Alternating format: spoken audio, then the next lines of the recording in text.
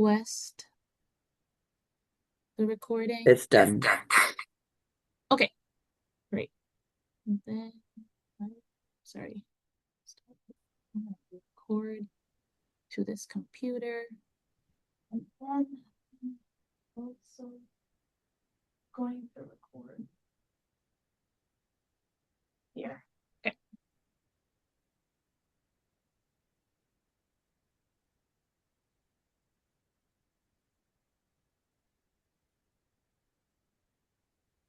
Okay. Welcome everyone. Thank you for attending today's Bienvenue à Gutsy tous. Learning series. Merci d'être ici pour la série de Gutsy Learning d'apprentissage Gutsy. Nous allons débuter dans quelques minutes.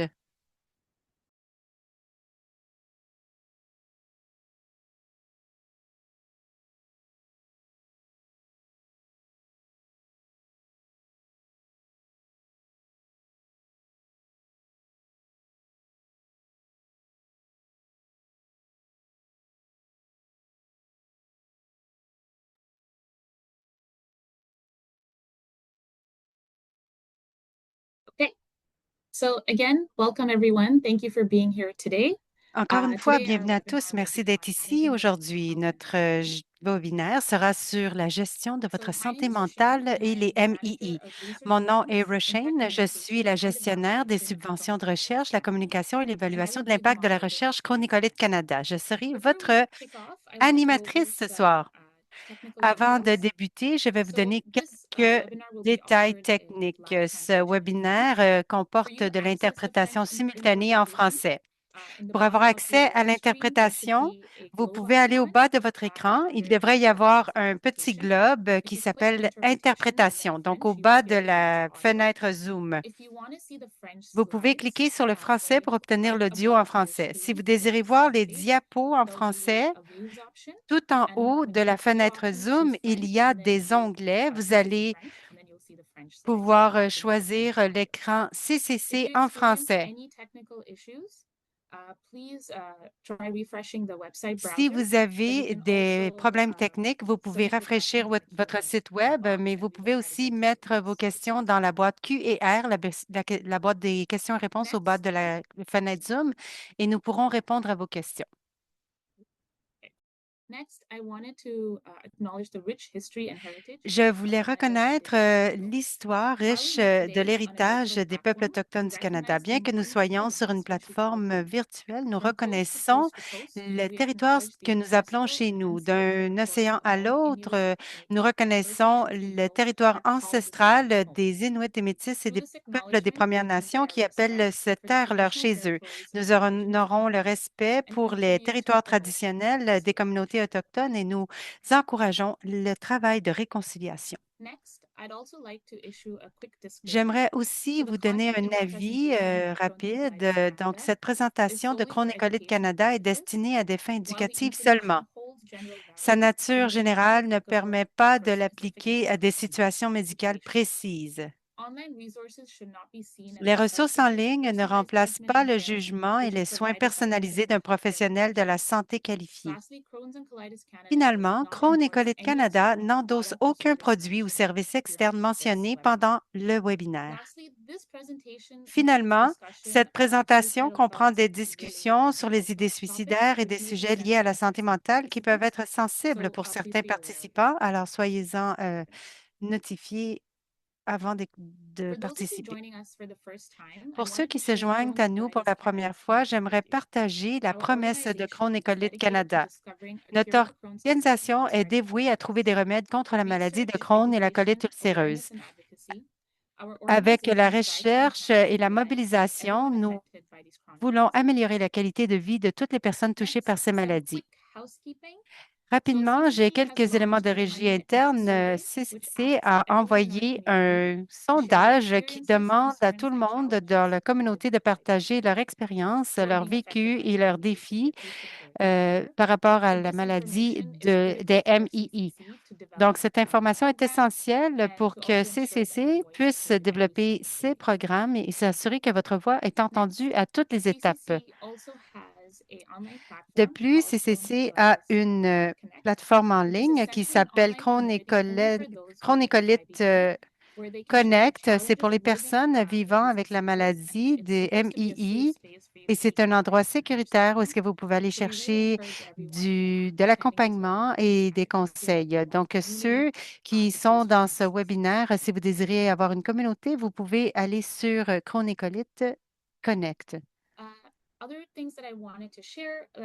Les éléments que j'aimerais mentionner qui se passent chez Coro Nicolite Canada, nous avons deux événements en anglais pour le soutien entre les pairs, le 2 décembre et le 3 décembre. Vous pouvez trouver l'information sur le site web à la page des événements. J'aimerais aussi mentionner que notre prochain webinaire sera notre dernier webinaire pour 2025. C'est un sujet très emballant, c'est les thérapies nouvelles et émergentes pour les MII au Canada. Nous avons Sophie Dufresne qui partagera son expérience à travers son cycle avec différents traitements. Elle est soutenue par Robert Batat, qui est un gastro-entérologue à Montréal. Il parlera des nouveaux traitements émergents contre la MII au Canada. Alors, vous pouvez vous inscrire à la fin de ce webinaire. Avant de débuter la séance, habituellement, nous envoyons un sondage. Nous lançons un sondage pour demander à nos participants quel est leur niveau de connaissance actuelle sur le sujet. Alors, je lance le sondage tout de suite. Vous pouvez répondre de 1 à 10 si vous êtes familier. Pas du tout familier, c'est 1 et extrêmement familier avec le sujet, c'est 10.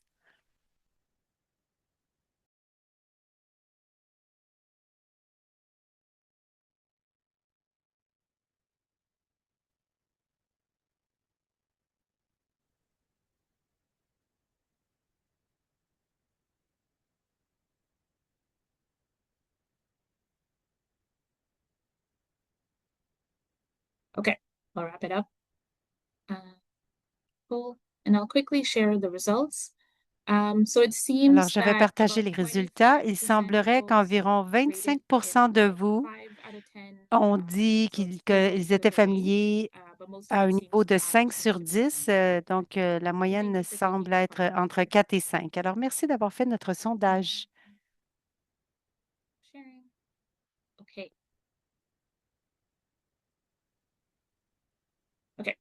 So next, I'm extremely excited to Maintenant, je suis start off our extrêmement webinar enthousiaste by de introducing débuter our notre WebExperts webinaire partner, en Ariel présentant Thompson. notre So partenaire briefly about Ariel Ariel, Thompson. she is a mental health Donc, advocate rapidement, who's pour completed Ariel, her elle est master's in militante pour social la work. santé mentale She et draws from étudiante à both la her maîtrise en personal and travail professional social. Elle a experience to également speak about the vécu avec une complex interaction MII. between IBD and Elle mental s'appuie à health. la fois sur son Her expérience personnelle experiences et have sa led her to formation adopt a professionnelle. compassionate, trauma-informed Son approach travail consiste to à créer des monitoring mental espaces health, empreints de and she compassion et openly tenant compte des discusses traumatismes où pain les maladies and social invisibles sont realities of reconnues et où la MIE. douleur et le chagrin So, ainsi que d'autres Ariel, réalités thank you again for émotionnelles being liées here au with us MII tonight. sont We're very ouvertement excited discutées.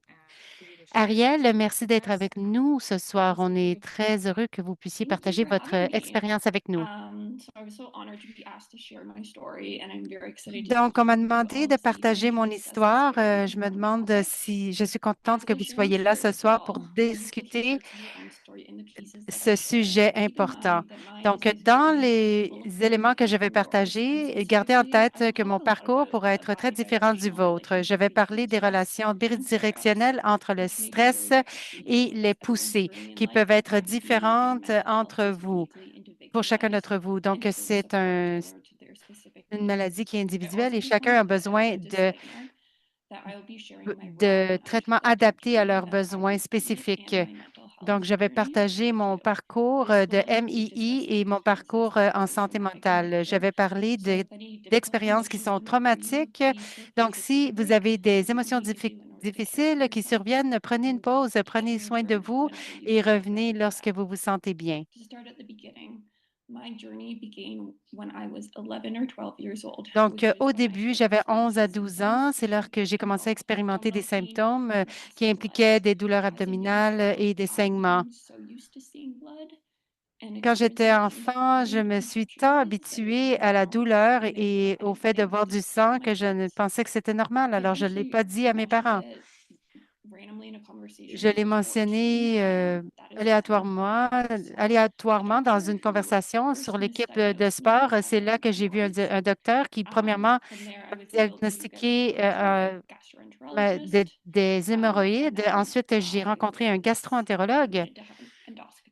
Il m'a été recommandé de faire une endoscopie. Donc, lorsque j'ai fait cette endoscopie, on m'a demandé si je voulais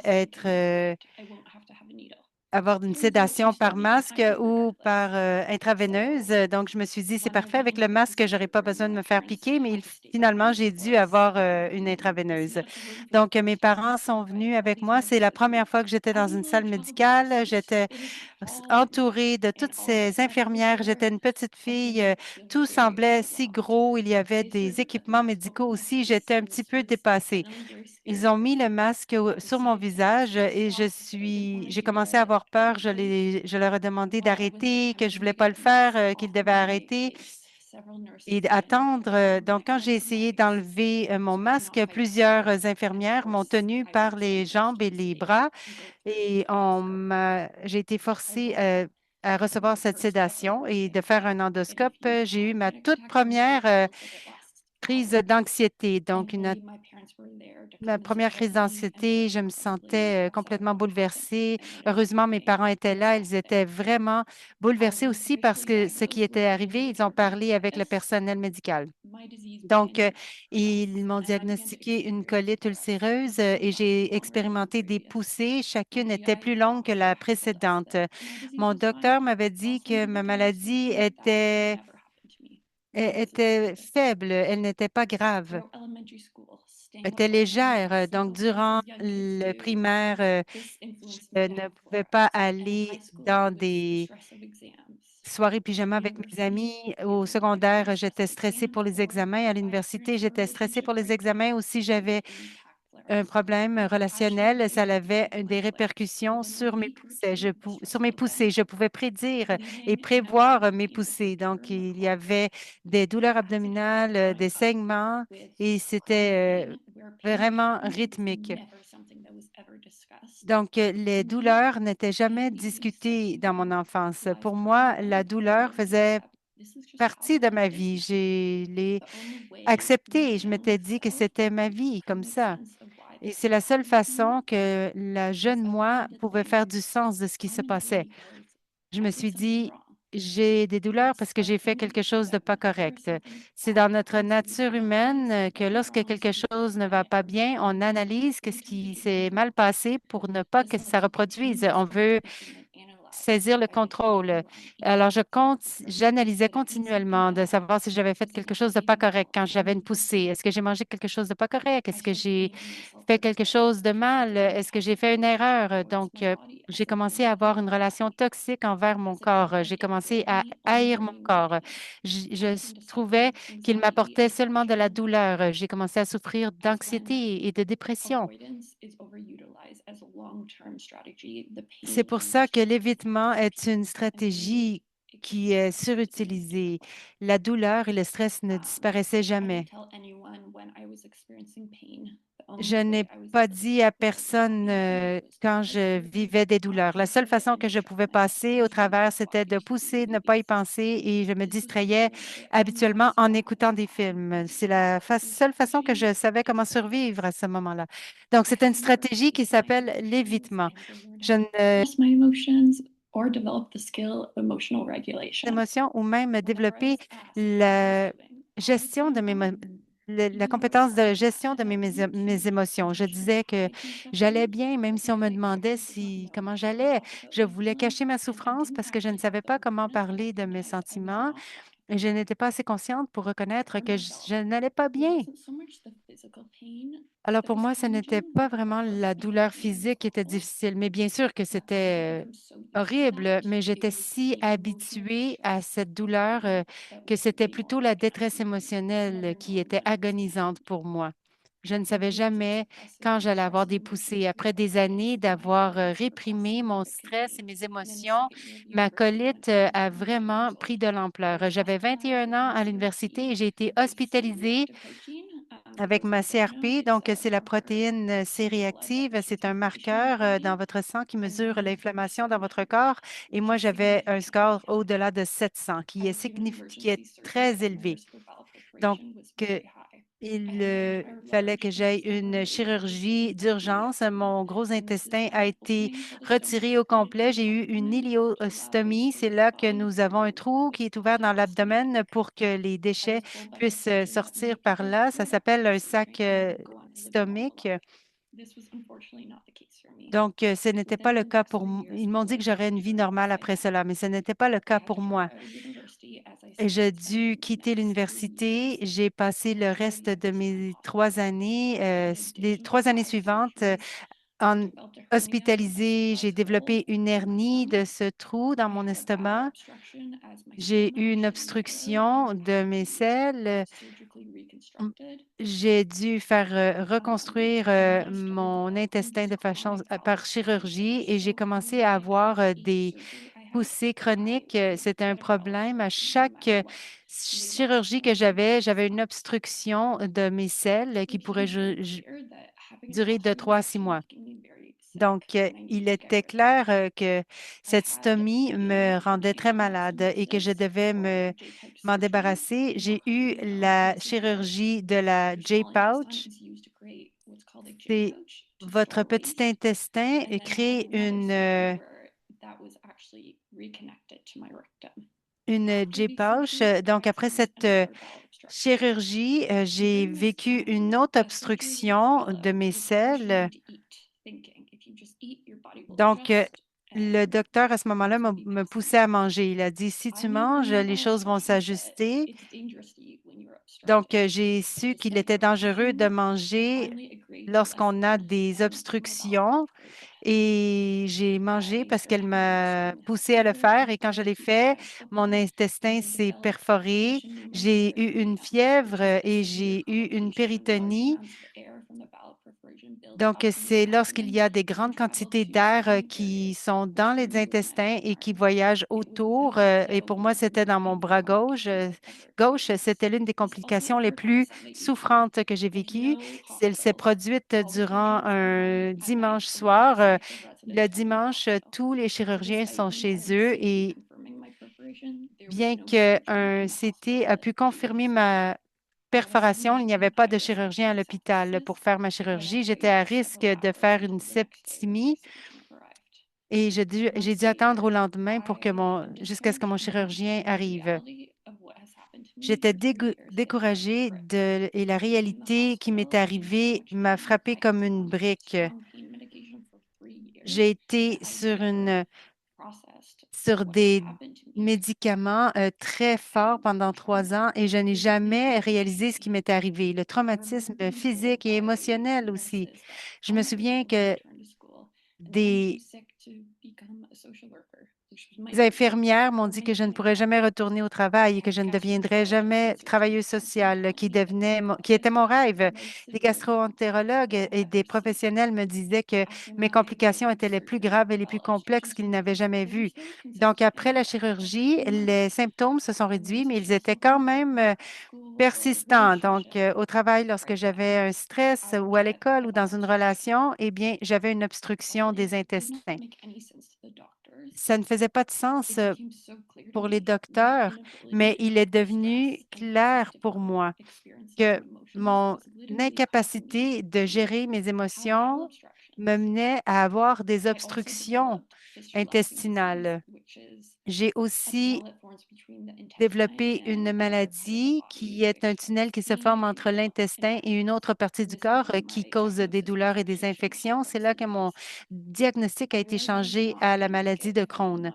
Je savais que je ne survivrais pas si je ne faisais pas les choses différemment.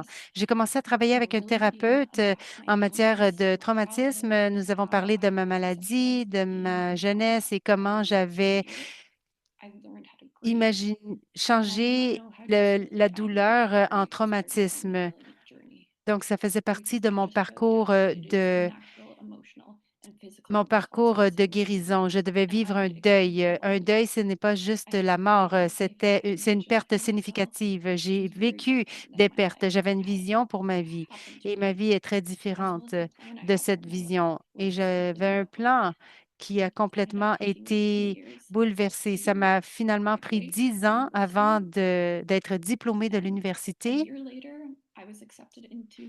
Et 1 an plus tard, j'ai été acceptée dans ma maîtrise en travail social. J'ai fait de la désensibilisation et du retraitement. C'est une thérapie qui traite les traumatismes et les souvenirs difficiles.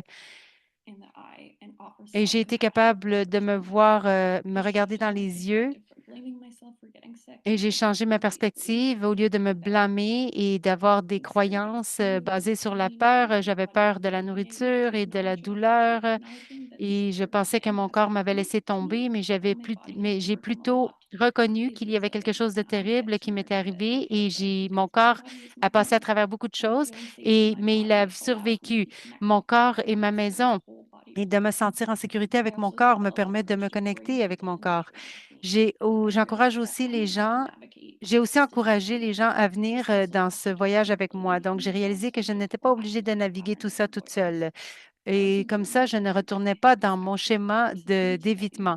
Je fais aussi un journal intime. Ça me force à parler de mes émotions dans mon corps et je peux connecter mon mental avec mon corps ou mon esprit avec mon corps. Donc, c'est la différence entre être équipé ou être réactif. Je n'étais plus en mode réaction. Il y a beaucoup plus d'autonomisation lorsque vous savez quoi faire. Bien qu'il y a beaucoup de choses des MII qu'on ne peut pas contrôler, mais on peut choisir comment prendre soin de nous, qui peut faire augmenter notre niveau de tolérance et notre résilience. Merci. Thanks, Ariel. Thank you so much for sharing your story. I don't imagine that was easy, Merci, but Ariel. Merci d'avoir partagé votre it sounds histoire. like you've really processed and you're trying to Ce kind of put n'était pas everything into facile, mais il context. semblerait que tu as vraiment I'm sure this resonated with a lot tout of individuals, traité et tu as remis les choses en contexte. Je suis certaine que ça résonne avec des individus et ceci pourrait les aider à visualiser un avenir qui est plus optimiste et gérable. Donc, merci beaucoup. On est très reconnaissant que vous ayez partagé votre histoire avec nous. So next, we will move on to our main part of our talk, which is Maintenant, nous allons passer à la partie principale de ce webinaire qui est la présentation du Dr. Tripp. Je vais vous présenter Dr. Tripp rapidement. Donc, Dr. Tripp est professeur de psychologie, d'anesthésiologie et d'urologie à l'Université Queen's, président du comité d'éthique de la recherche en sciences de la santé de l'Université Queen's. Il a formé des athlètes professionnels et olympiques, notamment des membres de l'équipe de hockey des Sénateurs d'Ottawa sur la performance mentale et la résilience. Ses recherches portent sur la compréhension des liens entre la santé mentale et la douleur physique. Il a publié plus de 100 articles scientifiques. Le Dr. Tripp a reçu de nombreux prix en enseignement pour son dévouement envers l'éducation à l'Université Queen's. Nous sommes extrêmement chanceux de voir Dr. Tripp avec nous aujourd'hui pour parler de sa recherche. C'est à vous, Dr. Tripp. Merci beaucoup. Je suis reconnaissant. Vous m'entendez bien? Oui. On va mettre les diapos parce que pour l'instant, je ne vois que ma petite tête sur la diapo présentement. Et avant de régler ces problèmes techniques, j'aimerais débuter par dire merci, Ariel. Merci d'avoir partagé ton histoire. C'était courageux et c'était important. Ceci témoigne votre position maintenant et où est-ce que vous vous en allez. Vous êtes en mesure de contribuer à la compréhension de cette maladie de façon si passionnée, mais comme vous l'avez mentionné aussi de façon très crue. Donc, la gestion d'une maladie chronique, ce n'est pas beau, c'est difficile et il y a des hauts et des bas à 100 et des fois, les bas semblent être très bas. ou très long. Mais comme vous l'avez démontré, la résilience est très importante et la façon que vous l'avez fait, que vous êtes remonté sur vos pieds, est importante. Ce qui est intéressant, c'est que vous ferez partie de plusieurs éléments dont je vais parler lorsque je parlerai de la recherche qui est importante de voir ce soir. Donc, ce sera une partie importante de la direction que j'aimerais prendre ce soir. Merci, CCC, de m'avoir invité. Donc, l'une des choses que je disais plus tôt avant le début du webinaire, c'est que je suis dans une position chanceuse. Depuis plusieurs années, j'ai eu la chance de travailler avec des gens brillants à faire des choses très intéressantes. Je ne suis plus avec des patients ou avec ma recherche. Il semblerait que ça fait trop longtemps, mais ça fait presque un an. Mais cet événement me donne la capacité de venir parler et c'est fantastique parce que ce que ça fait, c'est que ça me rappelle à quel point ce que nous faisons est important et à quel point c'est important pour le domaine aussi. La santé mentale et les MII, pour moi, a commencé il y a un bon moment lorsque je faisais une pause café avec les gars du département de gastro-entérologie et les filles aussi. Donc, les discussions, moi, j'étais le psychologue à la table. On parlait beaucoup des douleurs, on parlait de la santé et la gestion des maladies chroniques. Et ces éléments ensemble ont vraiment allumé les discussions et nous voilà ici 15 ans plus tard. Donc, j'aimerais partager 3 ou 4 projets de recherche qui, je crois, sont importants, qui soulignent des développements plus récents dans notre compréhension de la dépression, des idées suicidaires, comme il a été mentionné plus tôt, et des comportements suicidaires. Et encore plus, nous parlerons de manières de combattre ce genre de problèmes qui, malheureusement, auxquels beaucoup de patients font face. Donc, voici la présentation que j'aimerais vous faire ce soir. Je suis ravie de vous montrer ces différentes recherches de différentes manières. Donc voilà, c'était mon préambule. Je suis prêt à me lancer. Dr. Tripp, les diapos en anglais sont affichés. Est-ce que vous les voyez? Non, je ne vois pas de diapos. Tout ce que je vois, c'est les diapos en français. Je ne vois pas celles en anglais. En haut de votre écran, il y a un onglet qui s'appelle Écran de CCC English. OK, merci. Ah oui, j'étais pris sur les diapos de Lisa. OK. Merci. Alors, on peut passer à la prochaine diapo. One of the things that's really important, I think Ariel touched on this, is this codependence of factors inside Donc, quelque chose qui est important, c'est les facteurs codépendants de CIBD. Je vais parler de santé mentale et de dépression en particulier. J'ai vraiment besoin que vous compreniez que la recherche qui existe souligne exactement ce que Ariel disait.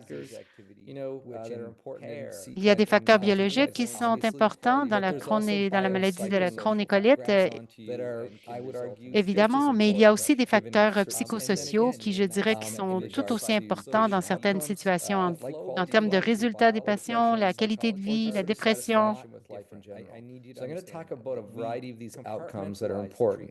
Je vais parler d'une variété de résultats qui sont importants. Donc, Ariel a fait un très bon travail de vous expliquer que le stress chronique peut amener à une augmentation des poussées qui empêche la qualité de vie et cela est un cycle qui vous amène à la dépression. Encore une fois, c'est un cycle vicieux. Donc, le lien entre la biologie et la psychologie est très rapproché. Ce n'est pas différent. Donc, les traitements sont divisés, mais les maladies chroniques ne sont pas seulement quelque chose de biologique et ce n'est pas seulement psychologique. C'est une combinaison des deux. Et je crois qu'il est très important que les gens entendent ce message. Prochaine diapo. So, yeah, and you can just click one or two here while I'm talking. You know, there's psychosocial factors, and we talk Donc, about il y a des facteurs psychosociaux. On en a parlé, les facteurs Crohn's and colitis. psychosociaux et les déterminants critiques de la Crohn et colite. Donc, quand on parle de MII, des poussées, des douleurs, j'ai fait plusieurs cours là-dessus avec nos groupes de patients également, ce qui est vraiment bien à faire parce qu'ils ont tellement d'informations à partager. C'est vraiment emballant de travailler avec les patients dans notre domaine en particulier. Mais ces symptômes imprévisibles sont la pierre d'assise de cette maladie. Les symptômes, l'embarras qui peuvent arriver avec ces symptômes en public en particulier, comment ça peut avoir un effet sur votre état d'esprit et aussi l'imprévisibilité de la maladie, qu'on parle de Crohn et colite ou bien qu'on parle de fibromyalgie ou que nous parlions de la cystitis interstitielle. C'est une maladie psychologique. Donc, l'imprévisibilité de toute maladie que vous devez gérer, encore une fois, je peux même utiliser le diabète comme étant un exemple. Alors, cette imprévisibilité, c'est vraiment ce qui écrase le patient. Nous sommes des êtres humains, comme Ariel l'a dit, et les êtres humains recherchent le contrôle et la prévisibilité dans nos vies. Et quand c'est retiré, ce contrôle, c'est difficile à gérer. On doit s'ajuster, on doit être flexible. Je vais parler de mesures compensatoires dans la prochaine diapo et des mesures de gestion, mais ce n'est pas aussi facile qu'on pense et ou qu'on aimerait que ce le soit. Prochaine diapo, s'il vous plaît. Oui, quelques clics encore. Oui, c'est ça. L'une des choses qui est intéressante à comprendre, c'est que lorsqu'on parle de facteurs psychosociaux, Ariel l'a mentionné, lorsqu'on parle d'un historique de stress précoce, cela peut mener à la vulnérabilité et des poussées supplémentaires. Donc, c'est vraiment intéressant que l'expérience d'Ariel soit vraiment alignée avec l'épreuve probante.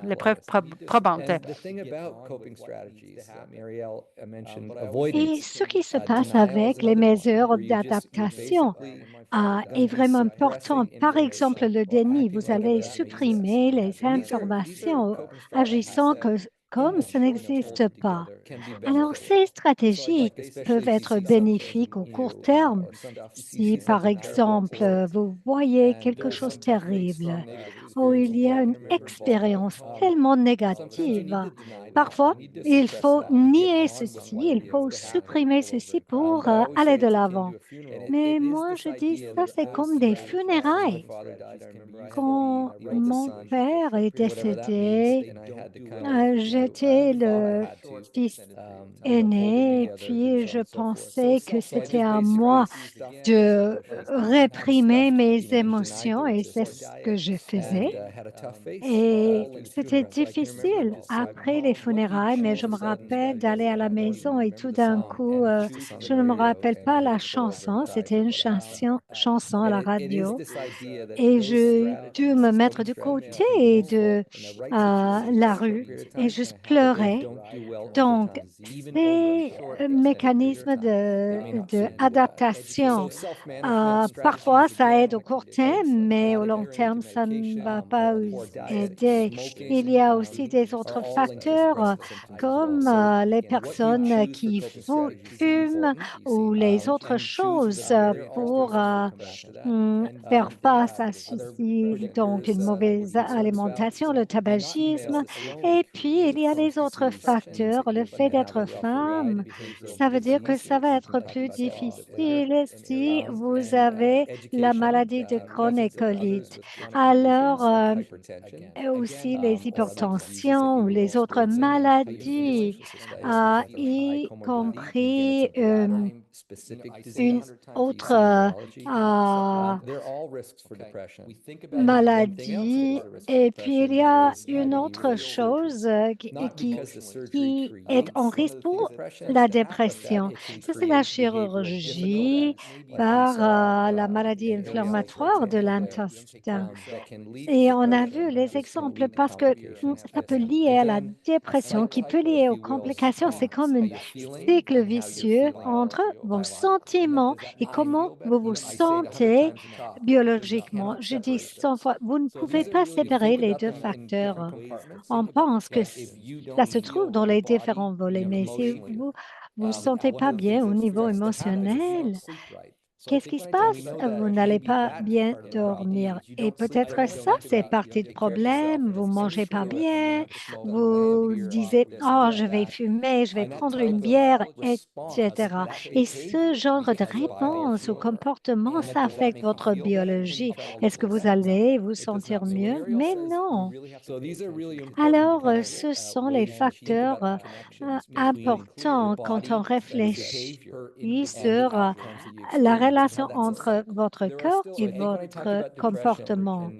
Et c'est tout un cycle. Et quand je parle de la dépression, quand je parle des MMI, je voudrais dire, soit vous arrivez à la dépression à cause de la médication, médicaments, la biologie, comment vous vous sentez, une combinaison de toutes ces choses. Alors, quand Ariel dit, il faut prêter attention à l'individu, et elle a dit clairement, son parcours individuel peut être différent que le vôtre. Il y a les choses que nous voyons de manière uniforme chez les autres patients, mais il faut regarder l'individu devant nous, sachant que cette recherche nous donne une idée où il faut aller et pour aider les patients. Prochaine diapo, s'il vous plaît. Alors, à ce moment-là, je me sens que je le fais, mais c'est comme, je suis au point de dire, ben, qu'est-ce que ça veut dire? Qu'est-ce que cela signifie quand on parle de la dépression chez les patients atteints de diabète? Nous savons que c'est cyclique, nous savons que ça peut entraîner une progression plus avancée et la chirurgie, l'hospitalisation est partie de ceci. Donc, ce cycle vicieux, ça, c'est une chose sur laquelle je voudrais mettre l'accent parce que la santé mentale n'existe pas comme un facteur isolé. Il y a un concept que je voudrais présenter et ça s'appelle le catastrophisme. Je voudrais dire que le catastrophisme, ce n'est pas unique chez les personnes qui ont soit le diabète, soit la maladie de Crohn et de la colite, soit les personnes qui ont les maladies chroniques. Mais le catastrophisme, c'est un construct c'est quelque chose, c'est un facteur prédictif important, un symptôme psychologique. Comme une évaluation de votre monde et ça entraîne une catastrophe que vous dites à vous-même. C'est pas une chose que je fais tous les jours, mais parfois on le fait. Comme mon fils a reçu des notes dans quand il a reçu le bulletin scolaire, il a fait ceci.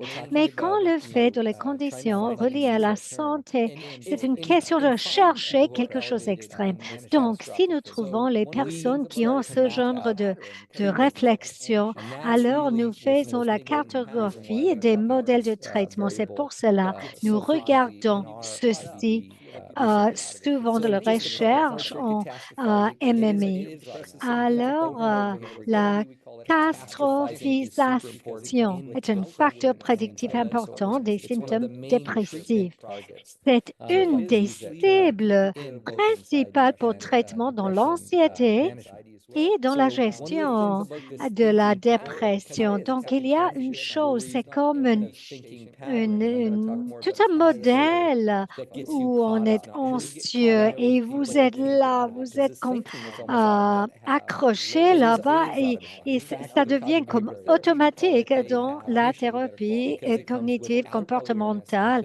On s'appelle ça, ça c'est comme quelque chose qu'on ne connaît pas jusqu'on entraîne l'individu de savoir ce qu'il sait. Alors, Les patients qui signalent, il y a les patients qui indiquent qu'ils ont des niveaux de catastrophisme. Pas tous les patients. Nous savons que les patients,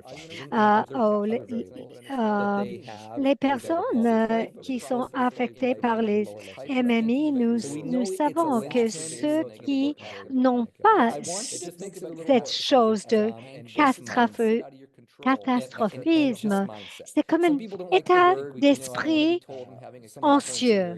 Il y a les personnes qui ne veulent pas être racontées qu'ils le font. Je sais que plusieurs personnes veulent savoir comme un état d'esprit anxieux et ça fonctionne, mais quand même, la catastrophisation, cette manière de penser à votre monde peut exacerber ce qui se passe dans votre maladie chronique. Et dès que c'est dehors de votre contrôle, et dès que vous vous sentez impuissante, c'est là où nous pouvons regarder ce que Ariel de ce à quoi elle a parlé. Et puis prochainement, oui, cycle vicieux, cercle vicieux. Maintenant, la catastrophisation est là. Et quand je parle de ceci, je voudrais vous expliquer un peu plus. Il faut comprendre la catastrophisation. Ça peut affecter les MMI, les urgences, d'aller aux toilettes. Et ça peut être quelque chose de bouleversant en fonction du niveau d'anxiété que vous avez. Regardez le diagramme et vous pouvez voir, il y a quelques éléments clés qui se trouvent dans la catastrophisation, la rumination et l'exagération. Et puis, alors, la rumination ou la menace de la douleur, vous avez peur que vous allez penser que ça va se passer et ça augmente la menace et la rumination. Vous désirez que ça arrête et vous êtes dans un piège avec vos pensées. Ces deux choses se passent dans une phase précoce de la maladie. Et quand c'est intégré, vous commencez à sentir la deuxième partie jusqu'à la troisième partie qui est la impuissance. Alors, ça ne doit pas être un événement réel. Et vous ruminez, vous ruminez, vous ruminez. Ceci m'amène à la recherche. Parlons de la recherche. Alors, voici un article qui vient d'être publié avec la pratique de Dr. Gates, qui est à Ottawa présentement. Nous avons Margaret, une étudiante en médecine de Toronto, et Michael Bayak, qui est un collègue ici à la clinique gastro, à la KGH et à l'Université de Queens. Donc, nous voulions nous pencher sur la qualité de vie et produire un nouveau produit. Donc, de quoi a l'air ce nouveau modèle? Nous voulions produire un nouveau modèle. Nous savons que la douleur est commune chez les MII. 50 à 70 des patients le rapportent. 30 à 50 rapportent que la douleur est chronique. Nous savons aussi que la douleur étendue sur le corps est reliée à une douleur sensorielle. Ariel part de la gestion de douleur. Nous avons publié un article en 2022. Je suis très fière de cet article que nous avons fait avec les patients. Donc, si nous regardons, nous avons regardé la littérature plus vaste pour voir qu'est-ce qu'il manquait. Donc, Justin Gates et moi, nous avons parlé de différents types de coping, des mécanismes de gestion de la douleur.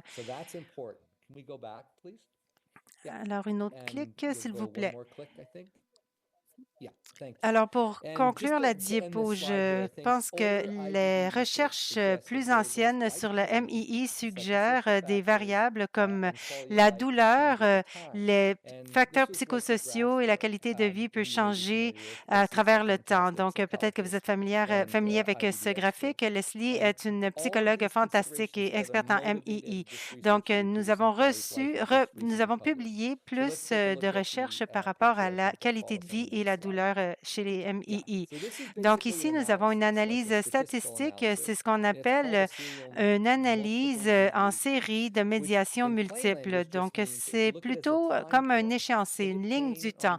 Donc, la douleur est à gauche, à T1, et à T3, c'est la qualité de vie reliée à la santé. Nous avons deux mesures entre ces deux moments. Donc, nous évaluons la qualité de vie. Donc, nous mesurons les pensées catastrophiques, donc la dramatisation, et deuxièmement, des stratégies de coping axées sur la maladie et aussi de se reposer, demander de l'aide, pas juste une fois, mais qu'on soit très dépendant des autres pour nous aider. Donc, on appelle ça des stratégies de coping axées sur la maladie. À long terme, ça peut être bon, mais ça peut être associé à plusieurs résultats négatifs s'il y a trop de demandes d'assistance et le repos et devenir sédentaire n'est pas indiqué non plus dans plusieurs conditions.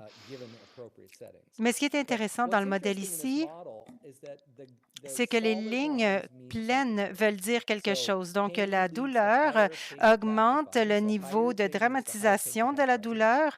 La dramatisation de la douleur arrive à une augmentation des méthodes de coping axées sur la maladie qui ensuite font baisser la qualité de vie. Donc, ce qui est important avec ce modèle longitudinal sont quelques éléments sur la prochaine diapo. Tu peux afficher tout ce qui est écrit. Merci. Donc, les résultats actuels nous disent qu'on devrait dépister la qualité de vie des patients atteints de MII. Nous savons avec les visites médicales ou les visites avec des révisions avec des pairs, on devrait en discuter. Mais on devrait discuter aussi des facteurs de risque qui sont des expériences douloureuses, un symptôme de la maladie et son impact sur la qualité de vie. Et ça, c'est sur une période de temps. C'est pas juste un moment présent. Donc, c'est vraiment sur une période de temps.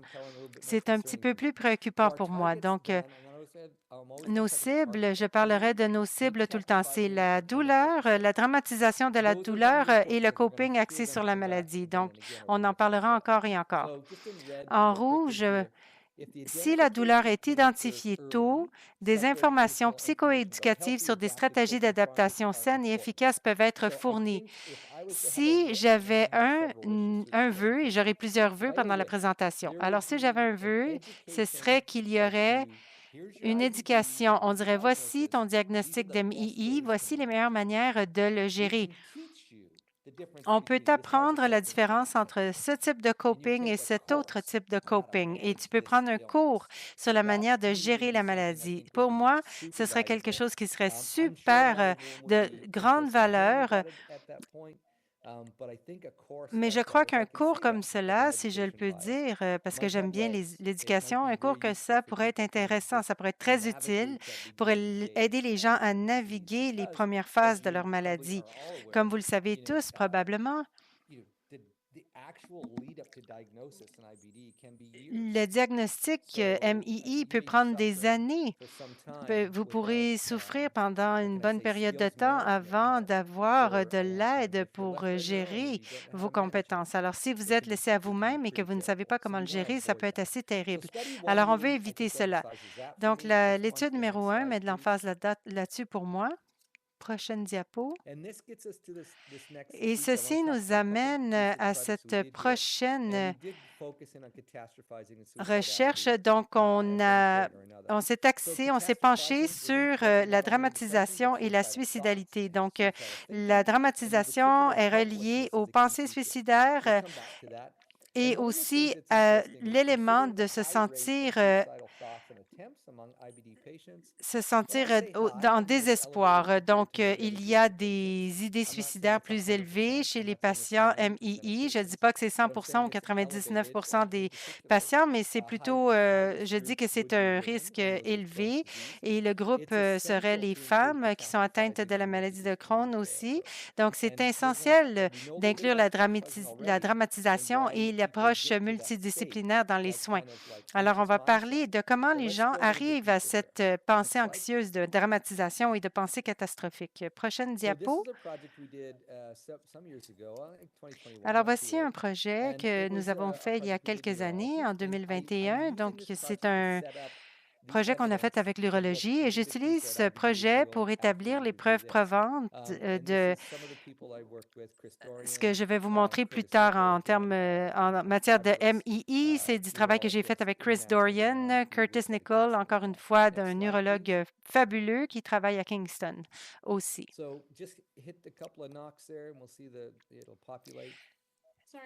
Alors, la diapo va se populer.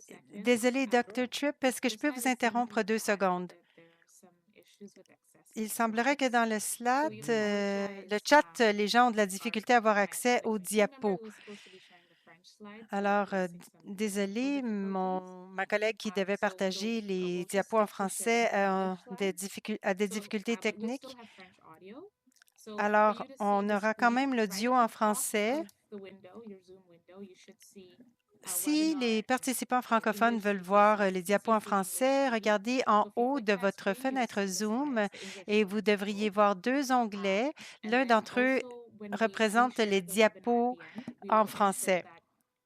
Et lorsque nous allons partager le webinaire à la fin, nous allons s'assurer que l'audio francophone sera intégré avec les diapos françaises. Désolé, Dr. Tripp, de vous avoir coupé. Oui, pas de problème, c'est important. On veut s'assurer que cette présentation soit bien mise en œuvre. Merci.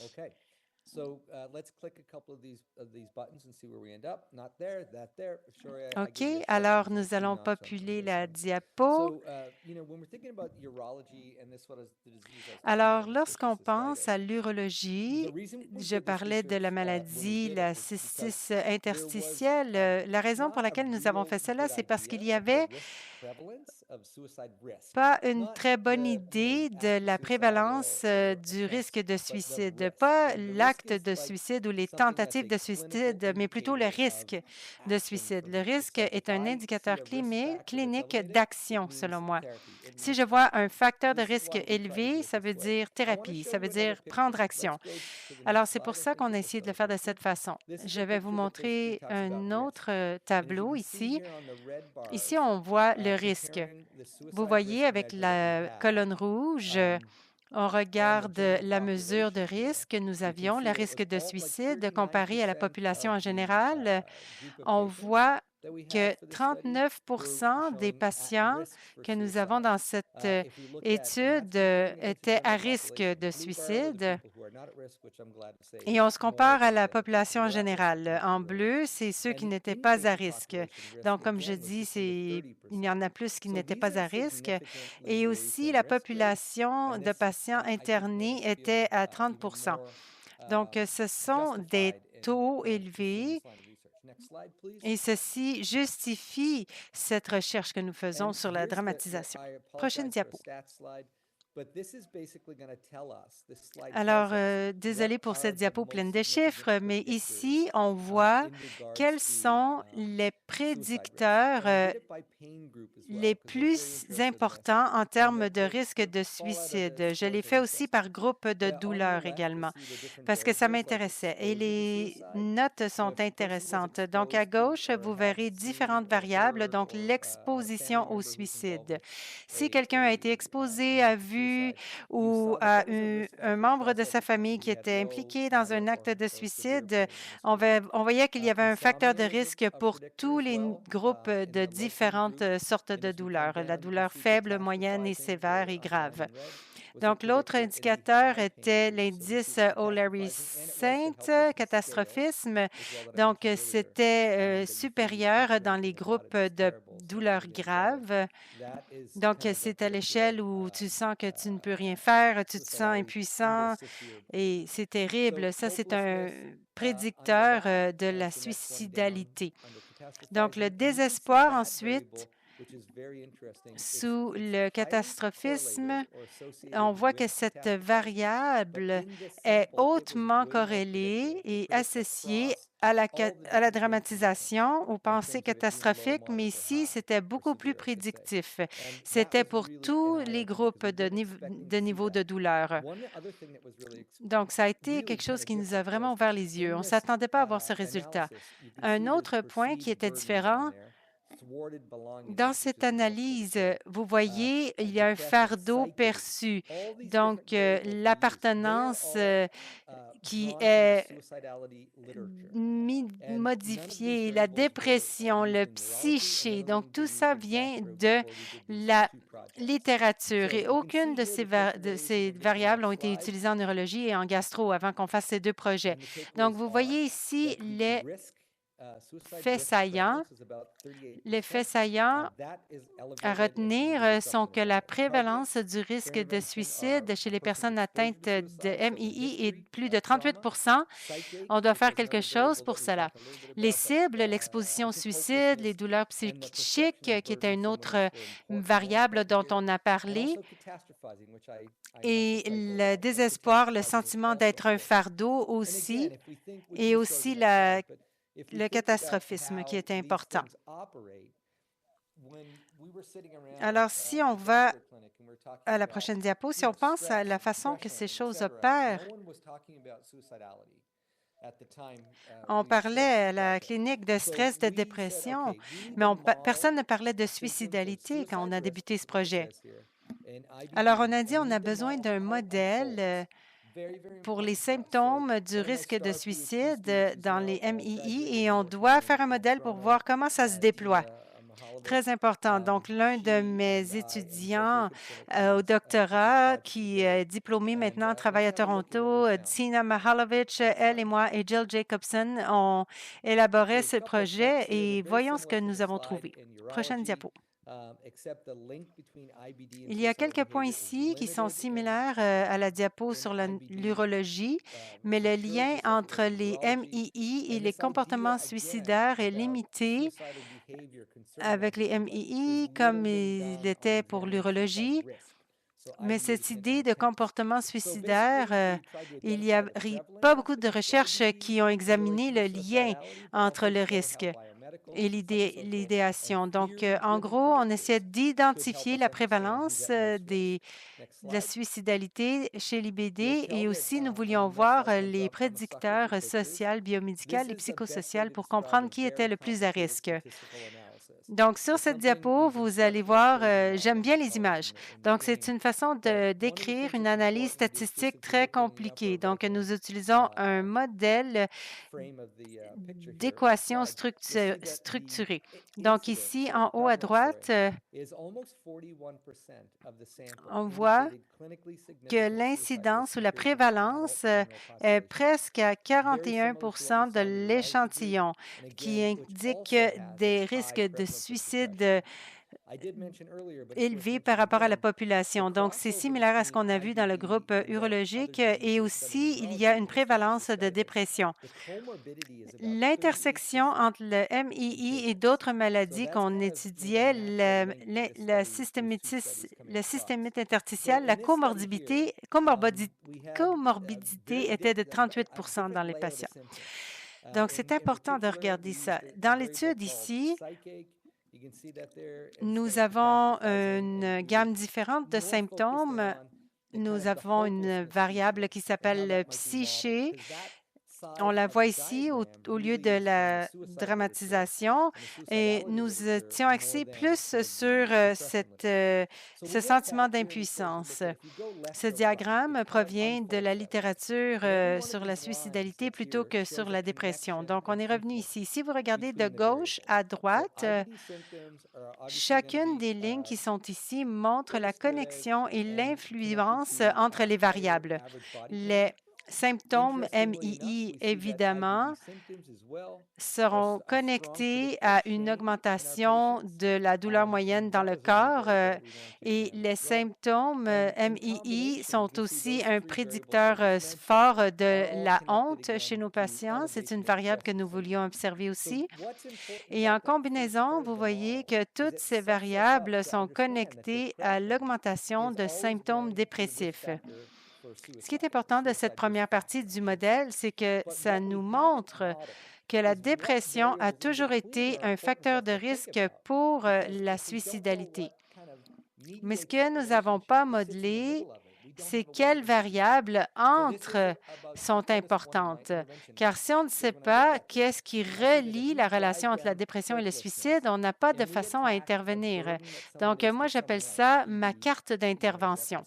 Alors, je vois que si on conduit par la rue d'impuissance et qu'on va vers le PB, qui est le fardeau perçu, que le patient pense qu'il est un fardeau pour les autres, et le psyché, qui est une douleur émotionnelle. Si on peut cibler ces variables dans une approche thérapeutique, on peut désarmer le risque de suicide. Donc, cela peut être très pertinent, car tout le monde va avoir une différente façon de le faire, mais ces patterns, ces schémas sont agrégés. C'est des mesures dont les patients ont besoin. Donc, c'est une réponse moyenne pour tous les patients qu'on voit ici. Alors, je vais en parler un peu sur la prochaine diapo, s'il vous plaît. Donc, nous savons quelque chose sur les MII qu'on ne savait pas avant l'étude. C'est que les variables biomédicales, les symptômes, la douleur moyenne étaient associés avec des variables psychologiques comme la honte, la dépression et le désespoir, et ils étaient reliés aux facteurs psychiques théoriques de la perception qu'on est un fardeau pour les autres. Donc, dans le soutien social, c'est la recommandation, mais les patients se sentent comme un fardeau. Mais toutes ces variables combinées encouragent une augmentation du risque de suicide. Je ne perdrai. Donc, voilà, c'est la grosse leçon à tirer ici. Prochaine diapo. Sur une période d'un mois, c'est important. 40 des personnes dans l'échantillon actuel atteint de MII présentaient un risque clinique de suicide. Donc, les cibles, dépression, désespoir, douleur psychique et la perception que vous nuisez aux autres vu que vous existez. Donc, vous êtes un fardeau. Vous vous voyez comme un fardeau et ça pourrait être dangereux.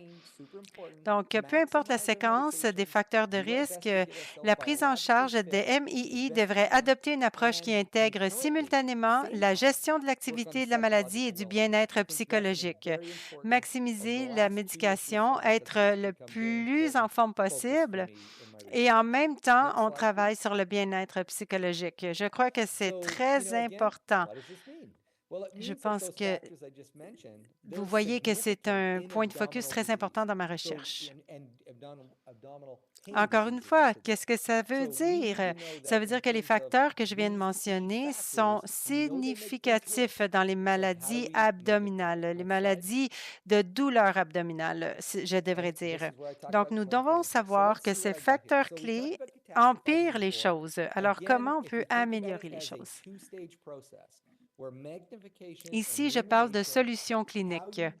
Nous avons parlé de catastrophisme, de dramatisation. Donc, si on le voit en un processus en 2 étapes, nous avons la magnification, la rumination et comment qu'on est piégé. J'appelle ça des pièges intellectuels. Tu es piégé dans tes pensées. Tu ne peux pas t'en sortir parce que tu es très anxieux. Et aussi, si tu t'isoles et que tu permets à ces pensées de se produire, tu ne fais que créer plus de détresse et un cercle vicieux. Donc, ce cercle de désespoir et d'impuissance t'amène à des résultats de la maladie plus graves et à une dépression accentuée. Donc ici, cette fiche de travail, je l'utilise beaucoup durant des ateliers. Ça s'appelle une feuille de travail de dédramatisation. C'est écrit tout petit, je m'en excuse, mais en gros, il y a 3 sections dans cette feuille de travail. Donc voilà, ce sont les étapes de base qu'on doit suivre si quelqu'un fait face à une situation qui est dramatique pour la personne, pour le patient. Et on fait la feuille et après, on se sent mieux. Donc, j'ai une étudiante, il y a quelques semaines, qui devait présenter sa maîtrise dans le département. Elle était extrêmement anxieuse. Alors, j'ai dit, OK, on parle de dramatisation. On parlait de lupus à ce moment-là, une autre maladie qu'elle voulait étudier. Et cette pauvre jeune fille était tellement stressée. J'ai dit, qu'est-ce qu'on fait? Qu'est-ce qu'on dit à nos patients quand ils sont dans cette situation? J'ai dit, va remplir la fiche, va la faire et reviens. Elle connaissait l'outil, mais elle n'y avait pas pensé. Elle l'a fait et quand elle est revenue, c'était fantastique. Elle a dit, je comprends, oui, ça fonctionne, je me sens mieux, maintenant continuons. Alors, quelle est la décatastrophisation? Donc, la dédramatisation, ceci est un outil gratuit en ligne en passant. Donc, la première étape, on doit dire quelle est la catastrophe qui m'inquiète. Donc, vous pouvez clarifier c'est quoi que j'ai peur qui arrive, qu'est-ce que j'anticipe qui arrive et changer, c'est si ça arrive avec d'autres terminologies, d'autres mots, changez-le dans d'autres mots. Donc, premièrement, j'aimerais que tu me dises quel est le drame, quelle est la catastrophe. Par exemple, je ne serai jamais aimé par personne. Les gens vont trouver que je ne suis pas attirant. Mon avenir dans l'éducation est terminé. J'ai entendu tant de choses de patients qui sont également des étudiants chez Queen's qui se sont joints dans notre laboratoire des fois, qui souffraient de chronécolite et ce qu'ils nous ont dit était de grande valeur. Donc, il y a des drames dans notre tête des fois. OK, je ne peux pas être aimé. Il y a des milliers de pensées qui peuvent circuler dans la tête d'un de ces patients. Donc, je leur dis de noter. Note de 1 sur 10, qu'est-ce qui arrive, à quel point elle est grave, cette catastrophe, si elle se produisait. Donc, finalement, on termine la feuille de travail, on pose ces questions et après, on dit quelle est la probabilité que cette catastrophe se produise? À quel point ce serait horrible si la catastrophe se produisait? Souvent, on évite d'y penser. On dit, « Oh mon Dieu, dis rien, parle-en pas, je ne veux pas en parler. » Parce que s'ils commencent à y penser, pour eux, c'est horrible. Mais vous devez poser la question.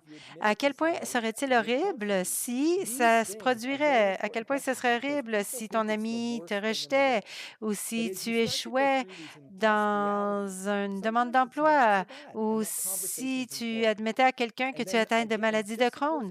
Ce sont des questions très importantes parce que les gens pensent que c'est la pire chose au monde. Et quand tu commences à les regarder et à tester la réalité, des fois, c'est pas si pire. Et la conversation est importante. Et supposer que le pire arriverait, comment est-ce que tu gérerais la situation? C'est important parce que les gens ne se font pas encourager à gérer. On ne les pousse pas, ils n'en discutent pas non plus. Ariel a donné un bel exemple, comment il se sentait au piège avec sa gestion et son coping. Donc, c'est des questions importantes pour ouvrir le dialogue. Vous pouvez prendre quelques minutes ou quelques heures sur ces questions. Et quand vous les faites, vous arrivez à un endroit où vous pouvez réconcilier la réalité avec une interprétation catastrophique que vous avez imaginée dans votre tête, que vous pourriez avoir imaginé. Parce que des fois, il peut y avoir de la vérité dans cette imagination, mais souvent, il y a de la désinformation. Moi, je dis, c'est son soi numéro 1 et son soi numéro 2. Donc, le soi numéro 1 dit des choses au soi numéro 2 qui ne sont pas vraies, mais on ressent qu'elles sont vraies. Donc, avec la réalité, c'est une bonne étape à prendre pour revenir dans la réalité et s'ancrer dans la réalité. Et tu dois aussi te poser des questions. Qu'est-ce que je pourrais me dire? Tu pourrais te dire, ben c'est pas si probable que ça arrive, ou si ça arriverait, je serais malaisée, mais ce serait pas la fin du monde. Si ça arrivait, je le pourrais gérer. Je ne veux pas gérer ça, mais je suis pas mal sûre que je serais capable de surmonter la situation. Donc, ce genre de pensées sont la clé pour réduire l'ampleur de la catastrophe. Et quand on fait ça, les gens ressentent des avantages certains. Alors, voilà la fiche. Nous avons les questions ici qui sont un peu plus écrites en gros. Quand vous aurez le PDF, vous pourrez les prendre et les regarder de plus près. Alors, j'allais conclure et dire, c'est bon, voici mon message et j'espère que vous l'avez entendu. Mais une chose qui vient d'arriver récemment, nous avons publié un tout nouvel article très récemment et ça s'implique bien dans cette discussion. On essayait de voir, il y a beaucoup de recherches financées pour la chronécolite qui existent, mais on voulait savoir si le soutien entre pairs aurait des avantages et comment il aurait des avantages pour les adolescents qui ont une MII. Et c'est un soutien entre pairs sur le web. Donc, bien qu'il n'y ait pas de résultats quantitatifs significatifs, ça veut dire que certains des questionnaires que les enfants ont remplis ne montraient pas de différence significative avant et après d'avoir eu du soutien web entre pairs. Les chiffres étaient proches, mais statistiquement, ils n'étaient pas significatifs. Mais les données qualitatives montrent que le soutien par les pairs pour les adolescents atteints de MII améliore les soins liés au MII en favorisant un sentiment d'appartenance auprès de pairs qui partagent des expériences vécues similaires.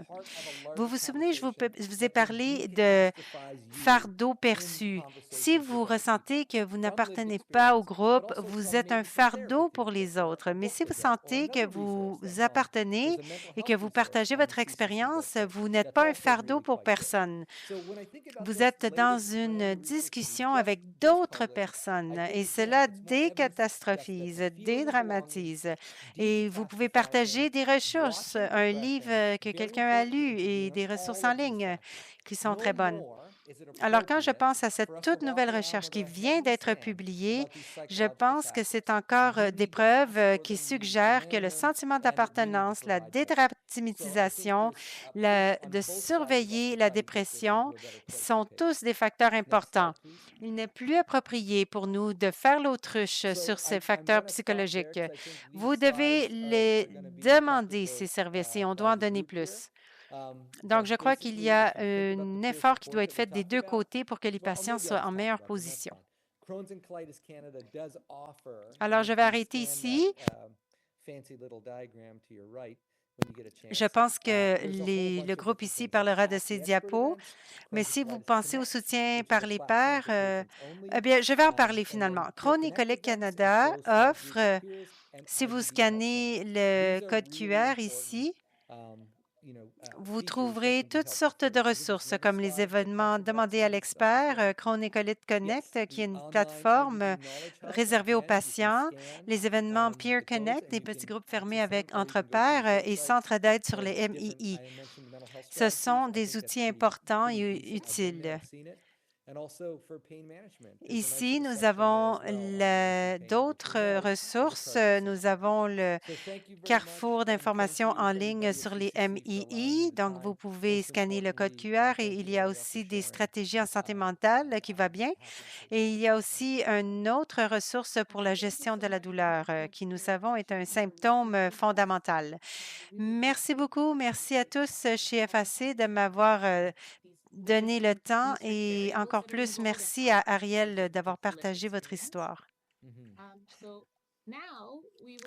Merci, Dr. Tripp, d'avoir partagé votre recherche avec nous. Nous apprécions vraiment le temps que vous avez pris pour nous aider à comprendre les différentes variables de la recherche et comment elles sincères dans les expériences vécues.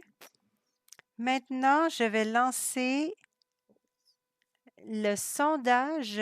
Il sera là dans 2 secondes. Okay, launch. Okay, so it's launched. And then we'll just take a quick survey on how everyone feels after webinar. It's going up. OK, alors il est I'll share lancé. the results. That's a good thing. Maintenant, nous So it just shows that ferons un some sondage information is rapide. helpful. Okay, I'll go a few more seconds. About 3/4 of individuals have responded. Okay, so I'll share the results. So as you can see, before we were around 5, and then now you can see that we're actually more towards the 8, 9, 10. So 7, 8, 9, 10. So that's a really good indicator. Donc, je vais attendre quelques So secondes thank you everyone encore. for taking part, and we're happy to see that this Je vais partager les information is résultats. meaningful. Comme vous le voyez, au début, on était à 5 sur 10 et maintenant, la moyenne est plus So vers next, le 8, 9, we'll move 10 on into the sur Q&A 10. portion of today. Alors, c'est un très I bon just want to share indicateur. that if you Merci à have tous any d'avoir questions, and complété we've le been getting some sondage et nous sommes questions heureux de throughout voir the que webinar. So Dr. cette Cook, information a été after we utile go pour through vous. the questions on the slide deck, we'll go over the questions that came in. I Maintenant, also nous allons wanted to passer share à that we can la answer portion de questions questions. about specific medical Si vous avez situations. des questions, et So on a please eu keep des that in questions mind pendant le because your own webinaire, situation is unique to your own alors après qu'on ait biological terminé les and questions sur les socioeconomic diapos, on factors, pourra répondre aux and questions qui we'll sont allow rentrées. designated professionals J'aimerais to également insight. partager qu'on ne peut Yeah. pas So just répondre looking à at des the questions Q&A and spécifiques just pour des quickly, situations I see médicales. some questions Gardez tonight ça en that tête parce que kind votre of just talk situation about, est unique we won't have time to do all the questions tonight. I et apologize for est that, but, influencée par des I will also facteurs say, biologiques, if you sociaux, have a question for me environnementaux. that you want me to answer and we don't get to Oui, it je tonight, regarde and I don't get a hold of les it some other way, just questions-réponses et je email vois me, des Google me, look questions me up and get me a Queen's. I auxquelles just want to j'aimerais say répondre. quickly Nous n'aurons pas le that there's temps de one répondre à in toutes les here questions aujourd'hui, je that's m'en important. excuse, What if your thing you mais je fear dirais, is the truth, the reality you live in? si vous avez une question que Number vous one voulez que je thing réponde about that et is, qu'on and I n'a pas la mentioned chance this, de le is faire ce catastrophizing soir, is not envoyez-moi un life is courriel about tout like some kind simplement. of fantasy in your head. It J'aimerais can dire be, rapidement here's the qu'il y a une components. question ici qui est And this importante. idea of helplessness and hopelessness Si is ce always dont about the tu weight es of effrayé some est of la that vérité, truth. And what I call, qu'est-ce and qu'on fait? this is Eh gonna bien, sound bad, but je l'ai follow me on this. mentionné, la Illogical catastrophisation, la thinking about dramatisation, ce n'est pas toujours dans ta logical tête. Il peut y avoir des éléments réels. situations. Like Cette logically, idée we know that things are bad, d'impuissance and et they de are bad. désespoir, c'est But toujours you une make the question logical d'attendre connection qu'un peu de cette to vérité se réalise. outcomes because Ça you're peut so sonner far mal, into mais it that suivez you mon can't cours, see mon out of fil it. d'idées. And this is some of the things that Donc, happen c'est des often. pensées This happens to me. illogiques Like I said de about life situations sometimes, and logiques. I have to get pulled out of Logiquement, it vous savez myself. que les choses ne vont pas But bien it's et c'est very vrai qu'elles common ne for vont pas patients bien, to mais come vous and faites notice that their des disease connexions just keeps them down a illogiques little bit, à and des it's harder to see résultats coping options. parce Ariel que vous mentioned that êtes earlier, tellement so I think we have some épris de support on votre that. situation que vous ne And I voyez think pas the key au-delà is de don't ça. Ça give up. m'arrive moi aussi des Don't fois lose quand je hope. suis un peu anxieux dans ma vie et je dois moi-même m'en sortir, mais c'est très commun avec les patients qui ont des maladies chroniques. Leur maladie les écrase un peu et c'est plus dur pour eux de voir des options de coping. Donc, la chose à faire, c'est ne laissez pas tomber, ne perdez pas espoir, parlez et parlez et parlez encore. Même si vous pensez que de parler, ce ne sera pas bon, ça ne sera pas utile, s'il vous plaît, faites-moi confiance. Parlez-en avec quelqu'un en qui vous avez confiance, quelqu'un qui a confiance en vous et allez dans ces groupes de soutien entre les pairs. Vous serez surpris de voir à quel point il est de grande valeur d'entendre quelqu'un qui a passé à travers la même chose que vous, qui a survécu et qui a prospéré. C'est pas facile, mais la solution, c'est d'y aller et de parler. Parler, parler, parler. C'est super important. C'est l'une des choses que j'ai remarquées dans les questions. Je vous redonne la parole, mais j'aimerais vous dire que c'est une question importante et je voulais y répondre tout de suite. Allez-y. Oui, bien sûr. Il y avait une autre question importante aussi qui est rentrée. Je pense que ce serait important de la clarifier. Pouvez-vous répéter quelle est la définition de dramatisation? Donc, le dictionnaire, c'est de voir ou de présenter une situation de considérablement plus pire qu'elle ne l'est. La personne se sent écrasée parce qu'ils savent que la situation ne s'améliorera pas. Donc, simplement clarifier la définition de la dramatisation, s'il vous plaît. Oui, je l'ai mentionné plus tôt. Vous pouvez appeler ça une perception anxieuse. Nous avons écrit un article en 2024, moi et Dr. Sullivan de McGill. Je l'appelle Mick. Il était mon superviseur à Dalhousie. Ça fait longtemps, peut-être 30 ans de ça. Et il a débuté toute cette avancée. Il a parlé de catastrophe. Ne pensez pas que la catastrophisation ou la dramatisation, c'est quelque chose de nouveau. Ça fait des décennies que ça existe. Les premiers traitements de dépression étaient basés sur des interprétations dramatiques ou catastrophiques d'événements. Alors, comment tu arrives à cette position de dramatisation? Je l'ai mentionné plus tôt. Si on peut mettre cette photo verte de la catastrophe, de la dramatisation, c'est un modèle que j'ai montré dans la présentation. C'est important à comprendre parce que la dramatisation est un processus intellectuel, un cheminement de pensée. J'aimerais le mentionner. Je dramatise. Tout le monde que je connais dramatise aussi. Ma femme, qui est également une psychologue, dramatise et a des pensées catastrophiques. C'est une expérience universelle. Tout le monde peut être anxieux, n'est-ce pas? Mais les pensées catastrophiques ont un poids car elles sont utilisées comme une défense. Dans notre article, on dit que ça a été utilisé contre les patients. Si quelqu'un ne comprend pas le processus et ne le voit pas, comment il peut être divisé en différentes manières de penser, ils vont dire aux patients, c'est dans ta tête. Tout ça, c'est dans ta tête. Il y a des termes. Ah, tu dramatises. C'est ça qui me rendait fou. Quand tout d'un coup, de dramatiser, c'est devenu une variable de plus en plus proéminente. Elle était toujours dans la recherche sur la dépression, mais personne y pensait deux fois.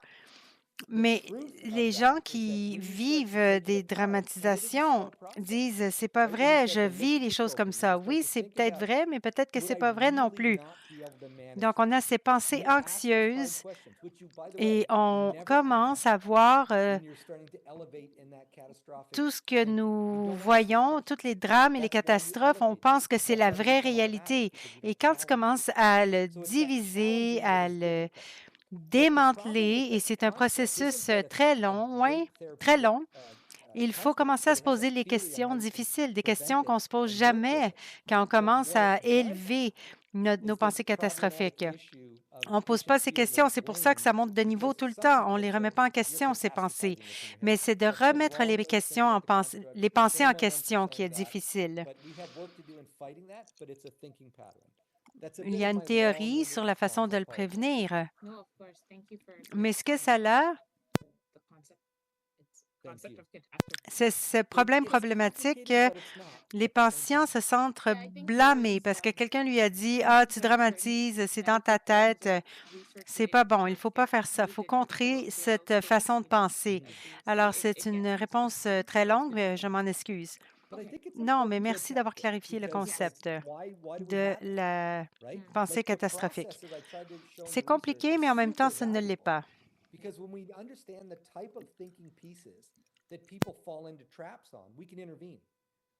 Certains termes médicaux ou de recherche, lorsqu'ils sont utilisés couramment, peuvent être mal compris.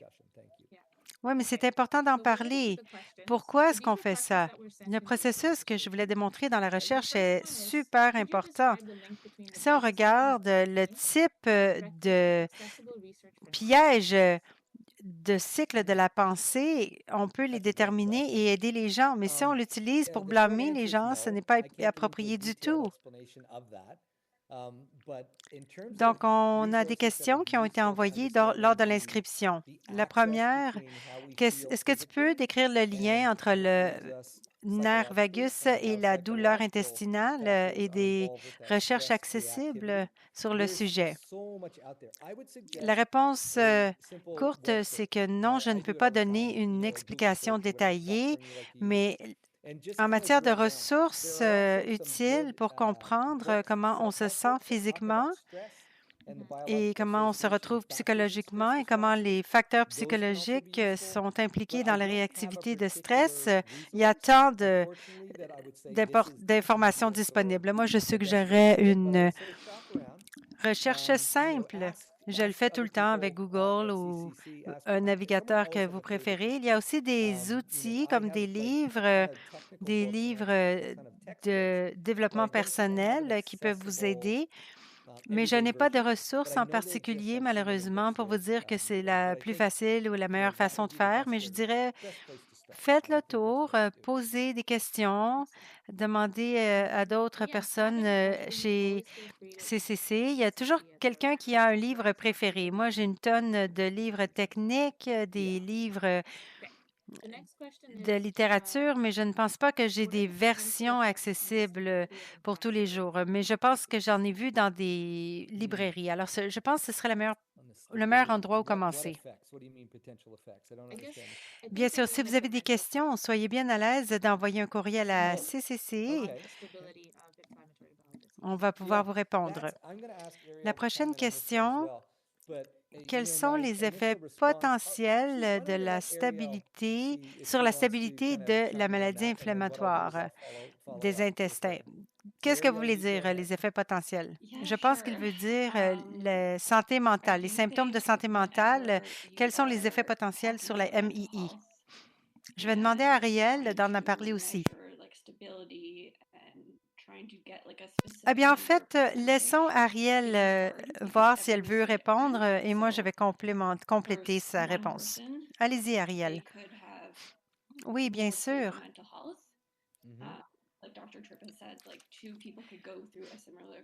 Je pense que lorsqu'on parle de santé mentale et qu'on essaie de mesurer la stabilité, pour obtenir un chiffre spécifique, c'est difficile parce que tout le monde est différent. Une personne pourrait avoir une santé mentale plus stable. Comme Dr. Tripp a dit, deux personnes peuvent avoir une expérience similaire et pour l'une, ça peut être bouleversant et pour l'autre, ça peut ne pas les toucher. Donc, c'est dur à mesurer spécifiquement.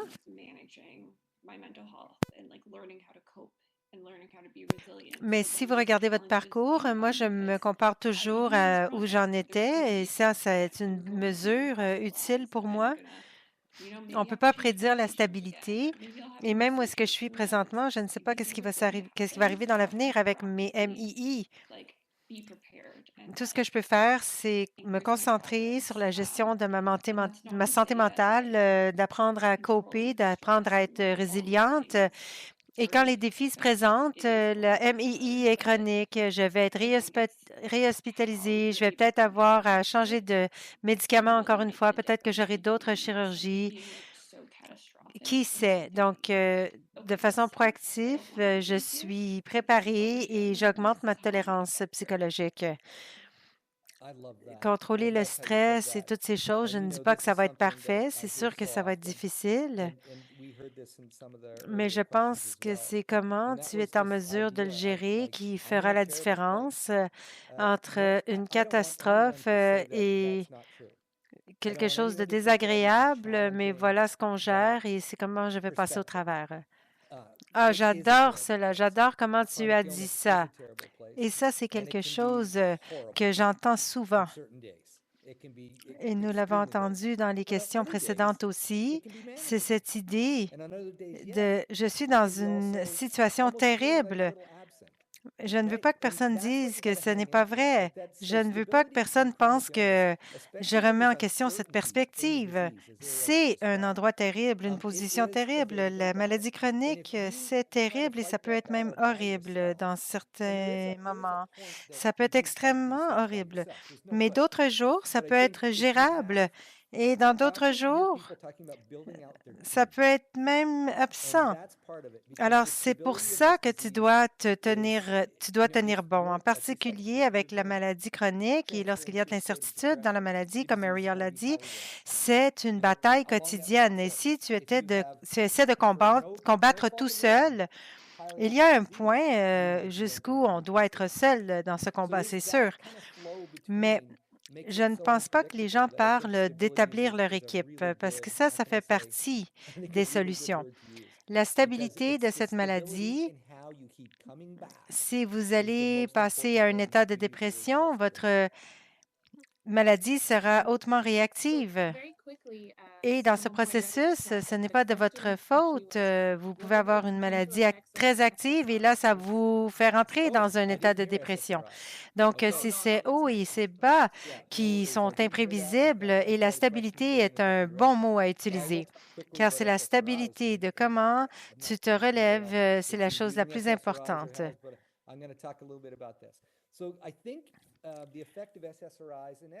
Quelqu'un dans le chat a dit que la question, c'était qui étaient les effets potentiels des SSRI.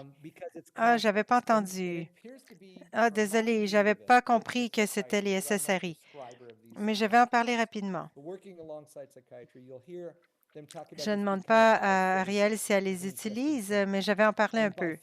Je crois que les effets des SSRI et des SNRI sont importants pour l'MII en termes de stabilité. Je crois que c'est ça la question, parce que c'est complexe.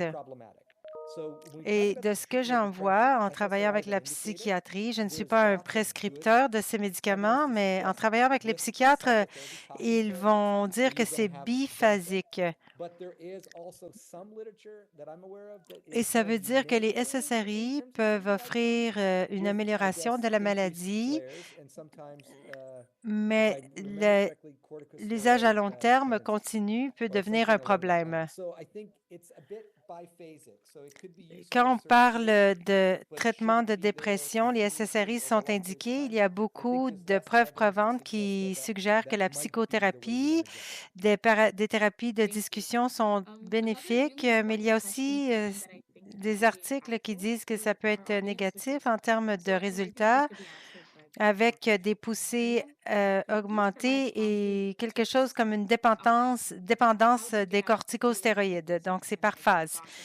Ça peut être utilisé à certaines étapes, mais à long terme et continuellement, je ne pense pas qu'il y a autant de preuves qui vous diraient que c'est une bonne voie à suivre.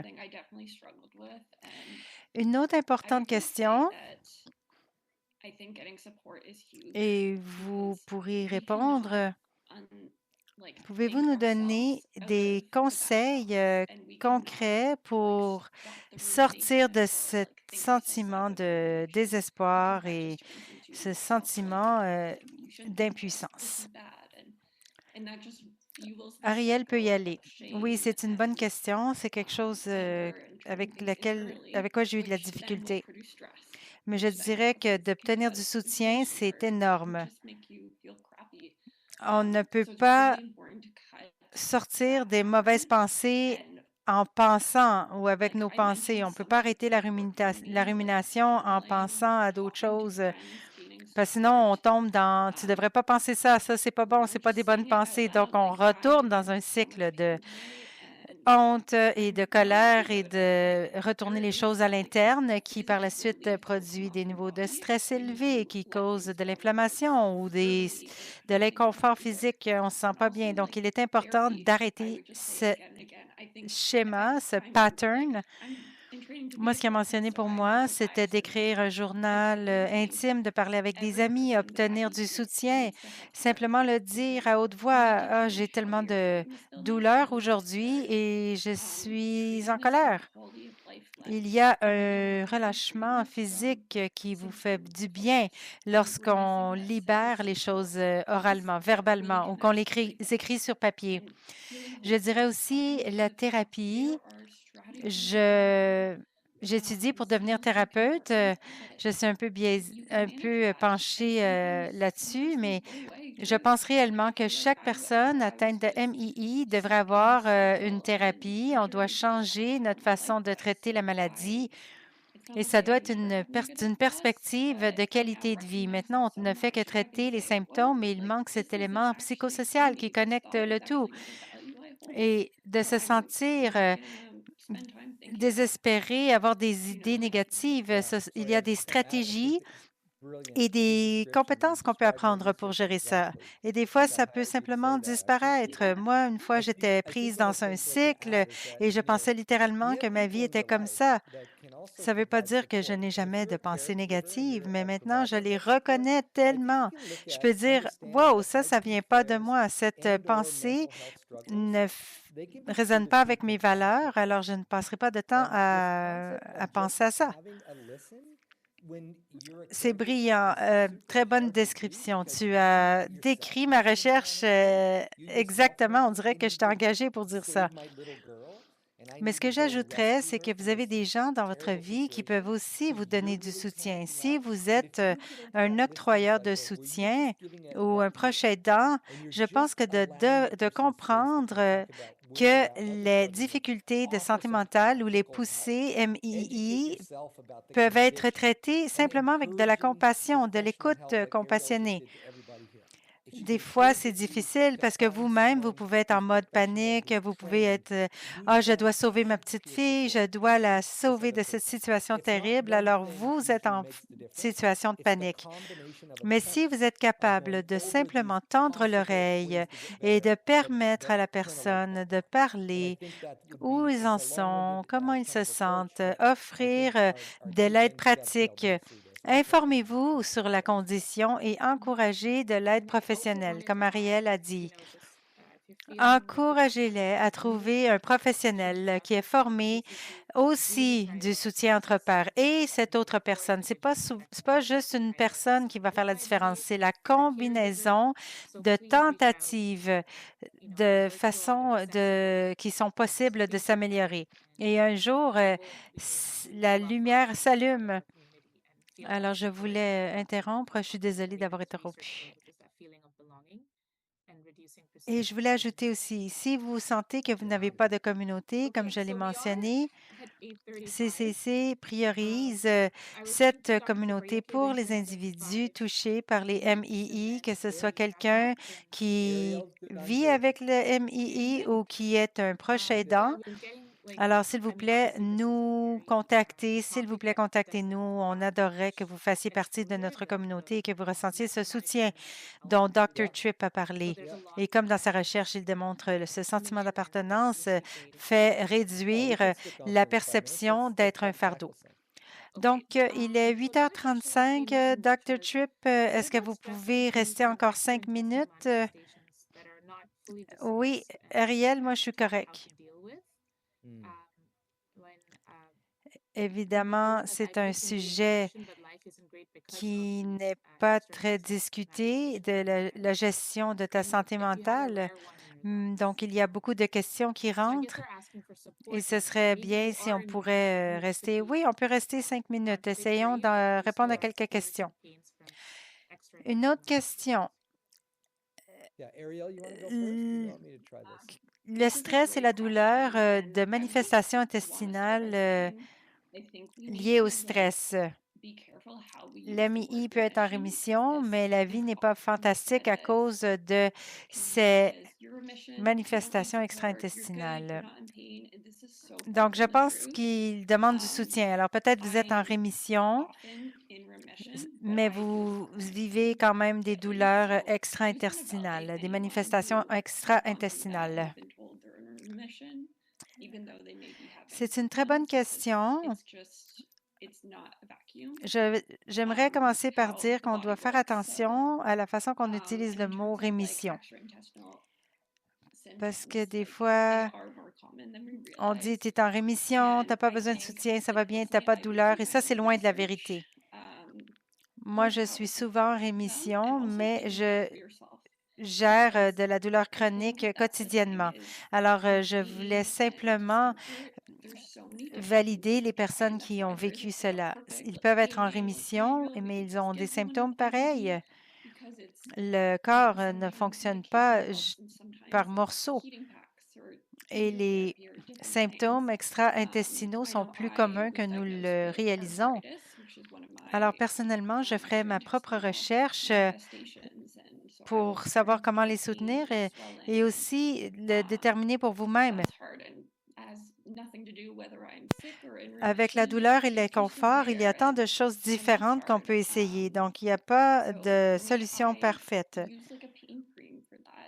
qui fonctionne pour tous. Des fois, les médicaments fonctionnent. Des fois, c'est des sacs chauds, de la physiothérapie ou d'autres moyens. Donc, j'ai été diagnostiquée d'arthrite. J'ai eu le diagnostic d'arthrite. Donc, j'ai de la douleur dans mes jointures et de l'inflammation. Ça fait mal. Ça n'a pas rapport avec ma rémission et ça, c'est difficile. Donc, j'utilise une crème contre la douleur et je me repose.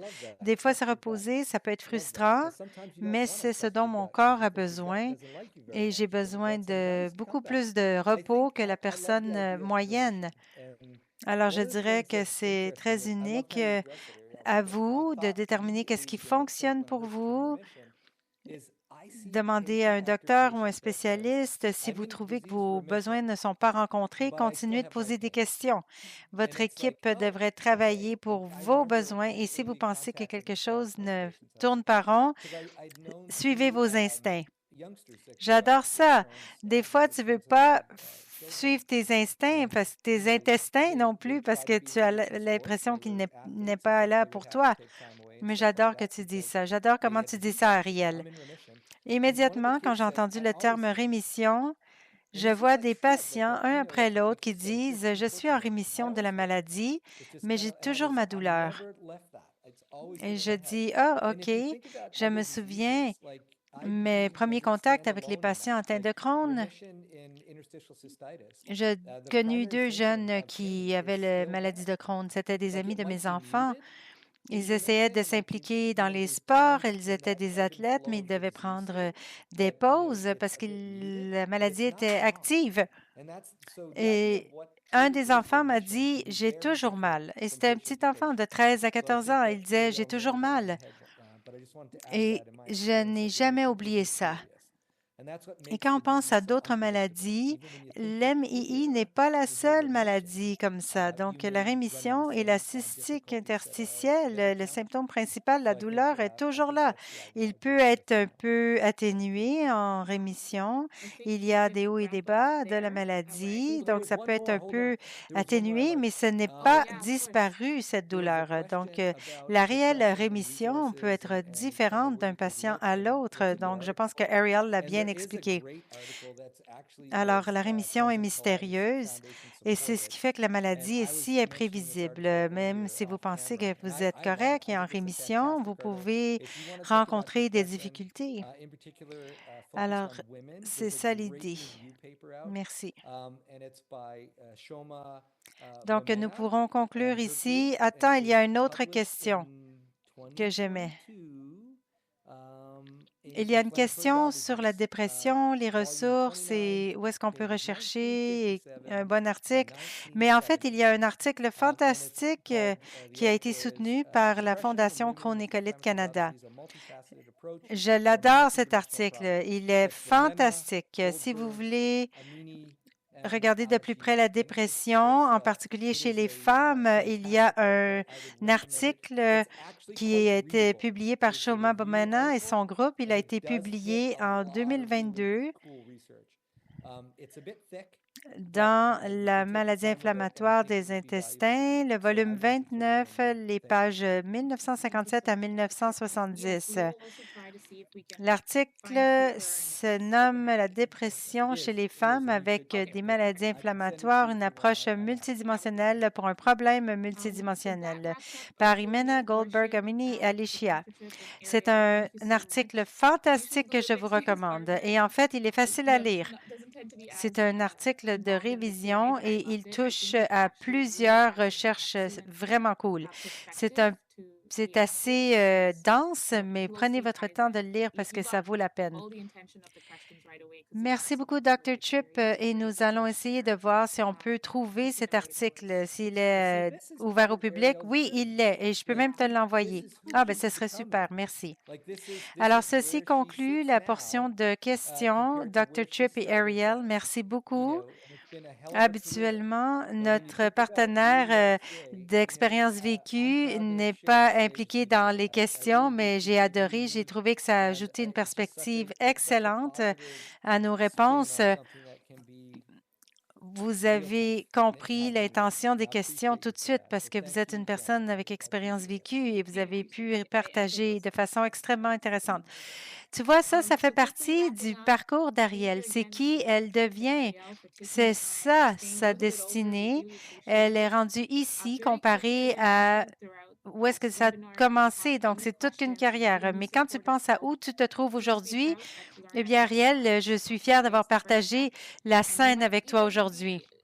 C'est un plaisir de te rencontrer et c'est vraiment une histoire positive dans une situation vraiment difficile. Donc, merci beaucoup. Je suis très reconnaissant. Oui, moi aussi, je suis d'accord, docteur. Donc, on conclut rapidement. Merci encore à Dr. Tripp et Ariel d'avoir pris le temps de rester un peu plus longtemps. Nous sommes très reconnaissants. Comme je l'ai mentionné pendant le webinaire, si vous avez quelques questions, que ce soit, ou que vous avez besoin de soutien ou d'aide, s'il vous plaît, contactez Chronécolite Canada. C'est la première étape et peut-être qu'un jour, vous serez dans un événement de soutien entre les pairs avec Ariel. J'aimerais vous dire que la série GOTSI est soutenue par grants par des subventions de Pfizer, Johnson & Johnson, Takeda et Merck. Vous allez également recevoir un sondage post-webinaire pour que nous puissions savoir comment s'améliorer et que nous puissions prendre vos commentaires et rétroactions. S'il vous plaît, suivez-nous dans nos réseaux sociaux. Nous affichons et publions toujours des ressources. Nous venons de publier un guide pour les personnes nouvellement atteintes de MII. Alors, ceci conclut notre soirée. Merci encore à tous.